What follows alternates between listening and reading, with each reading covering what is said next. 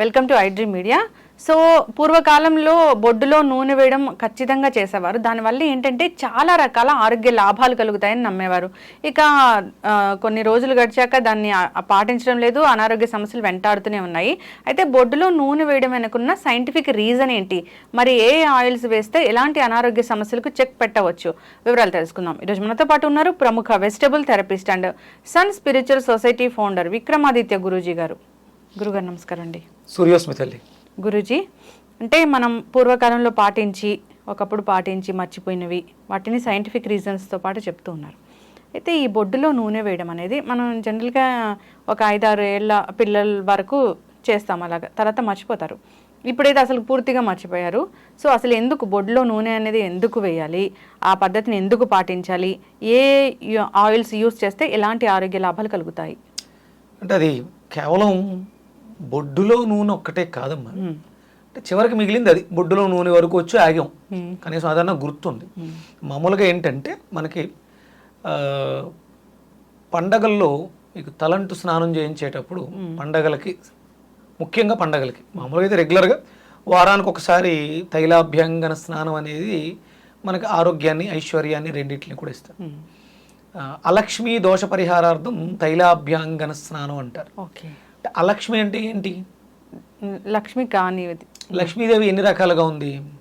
ధనలక్ష్మి, ధైర్యలక్ష్మి, ఆరోగ్యలక్ష్మి, సంతానలక్ష్మి, ధాన్యలక్ష్మి, జయలక్ష్మి, ఇలా అంటే ఎన్ని రకాల లక్ష్ములు అయితే ఉన్నాయో ఆ లక్ష్మిలు అన్నీ ఉండాలి అంటే ముందు మనకి అలక్ష్మి, మనలో ఉన్నటువంటి జ్యేష్ఠాదేవి, బద్ధకం, కోపము, చిరాకు, ఇవన్నీ కూడా వెళ్ళిపోవడానికి వారానికి ఒక రోజు మనకి ఈ తైలాభ్యాంగన స్నానం ఉండేది. దాంట్లో విధిగా స్నానానికి ముందు ఒంటికి నూనెని పట్టిస్తారు. ఆ పట్టించేటప్పుడు 2 చెవుల్లోనూ ఇలా వేళ్లతో వేస్తారు, అలాగే ముక్కు రంధ్రాల్లో వేస్తారు, అలాగే నాభిలో వేస్తారు, అలాగే మాడు మీద నూనె రాసి మాలిష్ లాంటిది చేసి ఒళ్ళంతా శుభ్రంగా మసాజ్ చేసిన తర్వాత శనగపిండితో స్నానం చేస్తారు. ఇవన్నీ పోయినాయి. ముక్కులో నూనె వేయటం, చెవులో నూనె వేయటం, ఇవన్నీ వెళ్ళిపోయినాయి. అలా వేయకూడదని చెప్తున్నారు. అవన్నీ వెళ్ళిపోయి అదేదో కొంతగా బొడ్డులో నూనె వేయటం అనేది ఉంది. పూర్వం చిన్నపిల్లలు బాగా ఏడ్చేవారు. ఆ ఏడ్చినప్పుడు ఆ తల్లిదండ్రులకు కానీ లేకపోతే అక్కడ ఉన్నటువంటి అమ్మమ్మ, నాయనమ్మలకు కానీ బాగా తెలిసేది, పిల్లవాడు కడుపు నొప్పితో ఏడుస్తున్నాడు.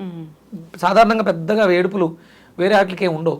కడుపు నొప్పి వస్తేనే ఏడుస్తారు, తట్టుకోలేనంత నొప్పి వస్తుంది కాబట్టి అప్పుడు తమలపాకుకి ఆముదం రాసి దాన్ని, అంటే గోరువెచ్చగా ఉండాలి, వేడిని కూడా తట్టుకోలేడు కాబట్టి, ఆ పసిబిడ్డ వేడిని తట్టుకోలేదు కాబట్టి దాన్ని ఒక మట్టి మూకుడు మీద పెట్టి ఆ వేడికి, అంటే ఆకు కాలిపోకూడదు, వెచ్చగా అవ్వాలి, ఆముదం అనేది వేడెక్కాలి, అంతగా పెట్టి అందుకని ఆకు రాసేవారు.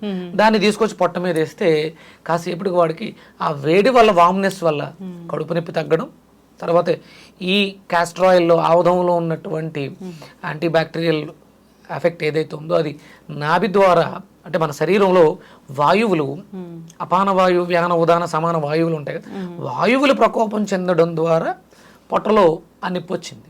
అది ఎప్పుడైతే ఆముదం వేయడం జరిగిందో ఆటోమేటిక్గా మోషన్ అవ్వడం కానీ, లేకపోతే కింద నుంచో పైనుంచో ఆ గాలి వెళ్ళిపోవడం కానీ జరగడం ద్వారా వాడికి ఉపశమనం వచ్చింది. ఇది అక్కడి నుంచి అది పూర్తిగా కనుమరుగైపోయింది.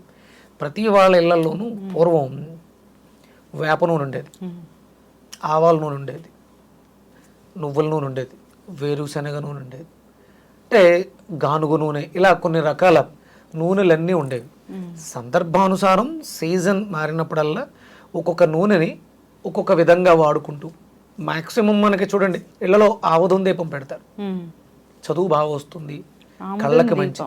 ఆముదం దీపం చదువుకునే వాళ్ళ పిల్లల్లో కంపల్సరీ పెట్టాలి. పూర్వం ఉండేది అది. అంటే దీపం అంటే దేవుడి దగ్గర పెడతారు. దేవుడు అయితే ఇప్పుడు దేవుడు సర్వాంతర్యామమ్మ.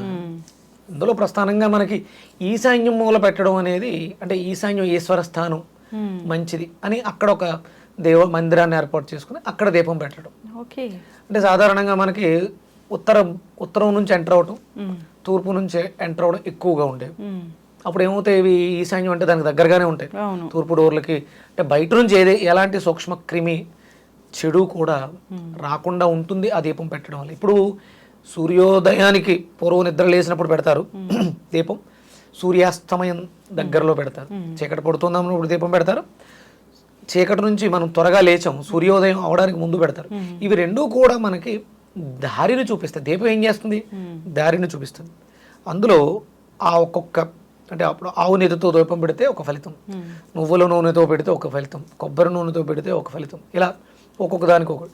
అలాగే చదువుకుంటున్నటువంటి పిల్లలు ఆవుదం దీపం పెట్టడం ద్వారా దాంట్లోంచి వచ్చే కాంతి వాళ్ళ కళ్ళకి మంచి చేసి చదివింది మెదడుకి అందచేస్తుంది. ఆ మెదడులో నిక్షిప్తమైన దానివల్ల చదువు బాగా వస్తుంది.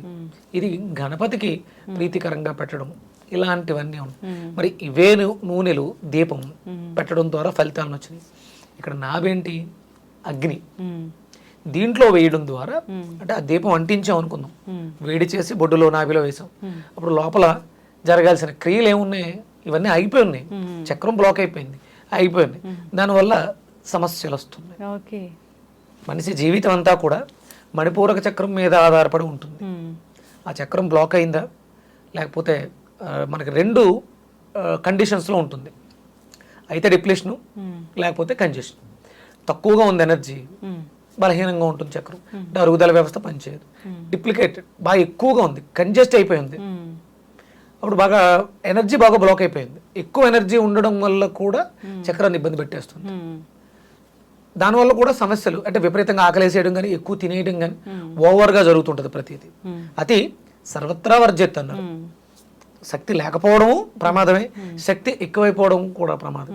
ఎంత ఉండాలో అంతలో ఉండడం కోసం మనం ఈ లూబ్రికెంట్, ఇప్పుడు మనకు షట్టర్లు డోర్లు ఇవన్నీ ఉంటాయమ్మా, సరిగ్గా మూవ్ అవ్వట్లేదు, సౌండ్స్ వస్తున్నాయి, ఏం చేస్తాం?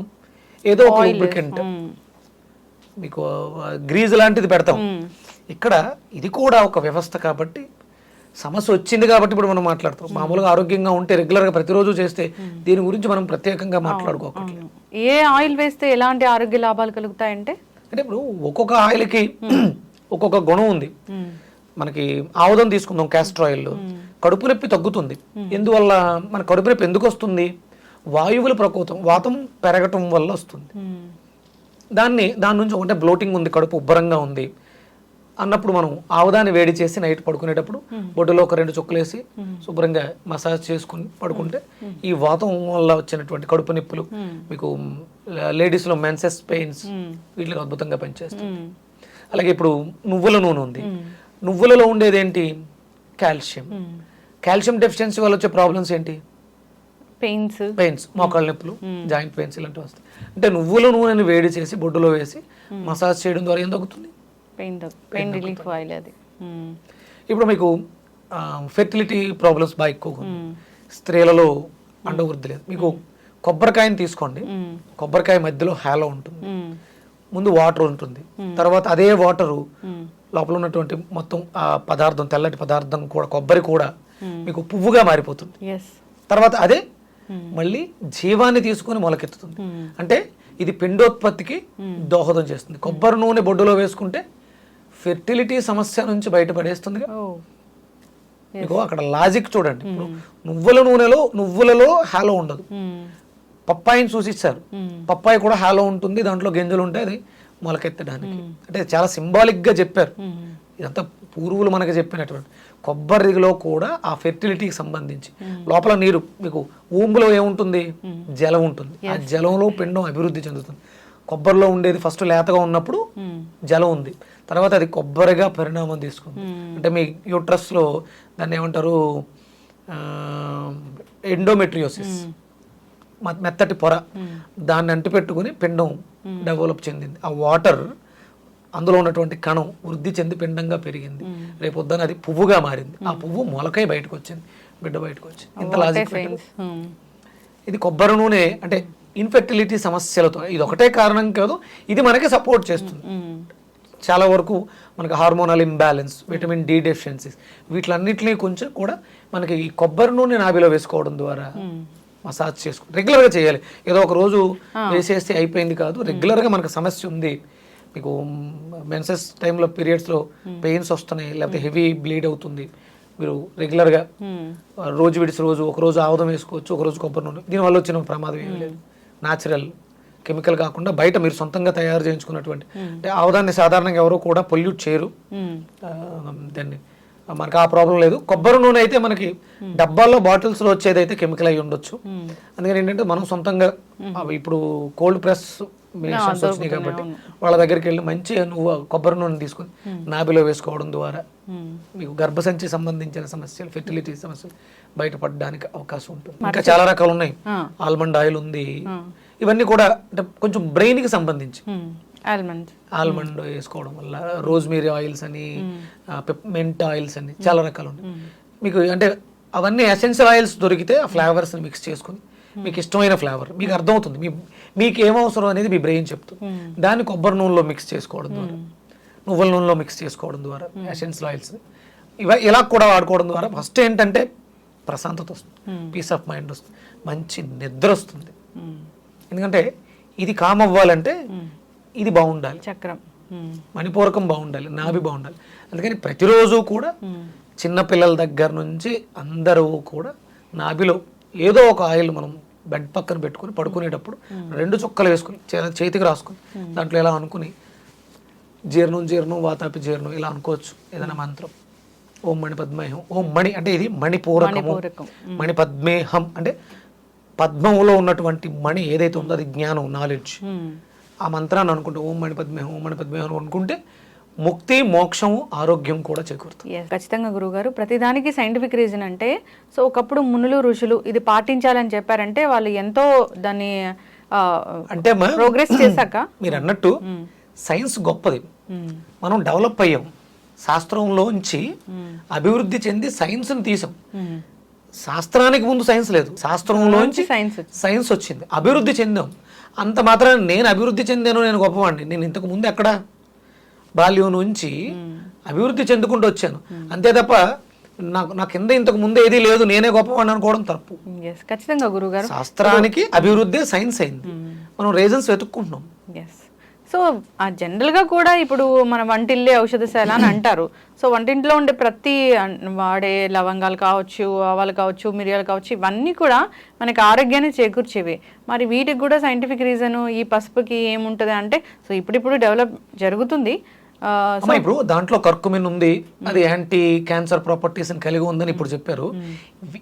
ఈ ల్యాబ్లు, ఈ టెస్టింగ్లు జరగడానికి ముందే వాళ్ళలో విపరీతమైనటువంటి జ్ఞానం ఉంది, వాళ్ళు అద్భుతమైనటువంటి దివ్య దృష్టిని కలిగి ఉన్నారు.